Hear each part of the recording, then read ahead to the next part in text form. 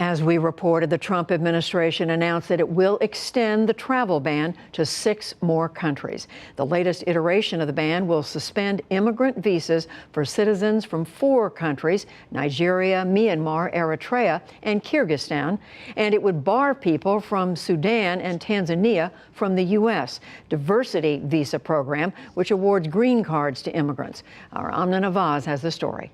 That's right, Judy. And to understand what this all means, we're joined by Farhana Kara. She's the president and executive director of Muslim Advocates. The group has filed 10 lawsuits against previous iterations of the travel ban and is the driving force behind the No Ban Act in Congress. That act would rescind the travel ban and require the president to meet a more stringent standard to enact a travel ban in the future. Farhana, welcome to the NewsHour. Thank you. Thank you for having me. So let me put to you what the administration said to us today, some senior Homeland Security and State Department officials, and let's take a look at the map so people understand what we're talking about. Sure. This is the existing travel ban that is in place right now. Those 7 nations, currently citizens from there, are affected: Iran, Libya, Somalia, Syria, Yemen, Venezuela, and North Korea. This is the updated map if and when these new travel ban goes into place, as they say, at the end of February.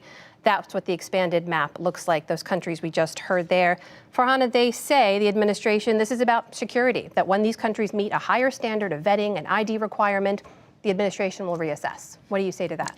I say that's like putting lipstick on a pig, frankly, Amna, because what this is really about is, unfortunately, it's about bigotry. The president made very clear when he was running for president that he wanted a total and complete shutdown of Muslims entering the country. And in more recent years, he's also spoken very disdainfully about African immigrants, even saying that he thought Nigerians, once they come to America, would not want to return to their huts. And I think what we see today, we can dispense with this notion once and for all, frankly, that this is a travel ban, because what today's ban very clearly is on immigrants. Basically, parents who want to be reunited with their children, fiance wanting to be reunited with a spouse and who might be married to a green card holder, American citizen.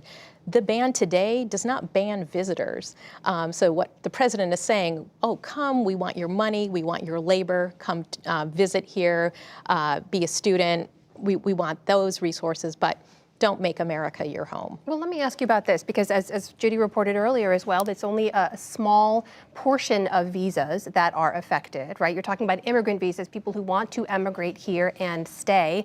I think everyone out there remembers what happened after that first travel ban was enacted, days after President Trump took office. There was chaos and confusion at the airports.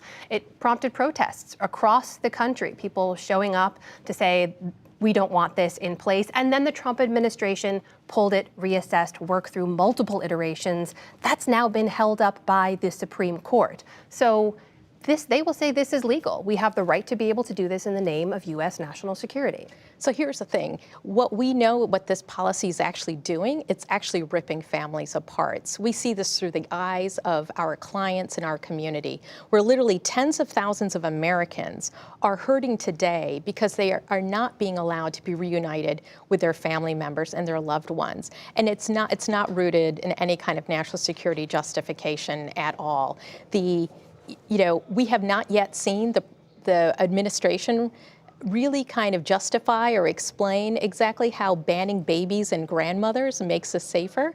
A blanket ban doesn't make us safer at all. And the other thing I'll add on that point too, Amina, is if there truly was a national security justification, if there truly was a concern about identity management and passport controls, then why would you say it's okay for tourists to come, right? Like, why is suddenly that country— People who apply for tourism visas go through a lower vetting of standard than people who are applying for green cards. Right. So it seems like it's actually anti-intuitive. It doesn't make sense. And I think that belies the fact that fundamentally this is really about bigotry. And it's about the president's ultimate agenda is frankly a white nationalist agenda to restrict the entry into the United States of non-Europeans. He's made that very clear. Let me ask you about something. These policies are Let me ask you about something else they've said, which is that the original ban did include one country country, Chad. When it met their standards, it was removed. And they also say people can apply for waivers. This is not an all-out ban on all citizens. What has been the impact you've seen? And do those waivers actually get processed? Yeah, so what we have found, unfortunately, is that the waiver process is a sham. So family members are supposed to be able to get an exception through a waiver.